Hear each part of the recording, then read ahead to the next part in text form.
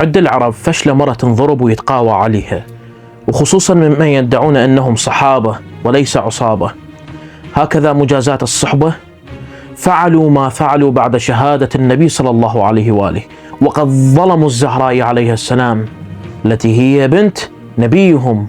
وكان النبي صلى الله عليه وآله يوصي ويسمع الصحابة وخصوصا أبا بكر وعمر، ويقول النبي صلى الله عليه وآله: فاطمة بضعة مني من أغضبها أغضبني.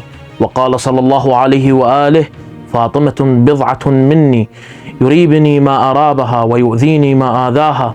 وقال صلى الله عليه وآله وسلم: يا فاطمة إن الله يغضب لغضبك ويرضى لرضاك.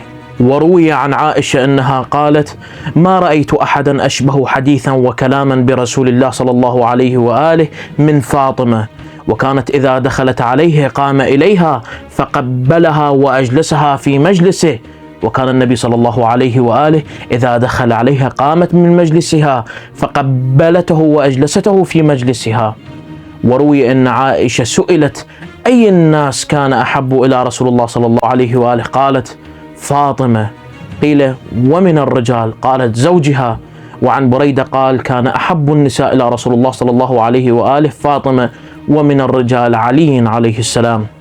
وكانت عائشة تشهد بفضل ومنزلة ومكانة فاطمة الزهراء من أبيها رسول الله صلى الله عليه وآله، وكانت هي ألد أعداء الزهراء عليها السلام، هي وأبيها أبو قحافة وابن الصهاك.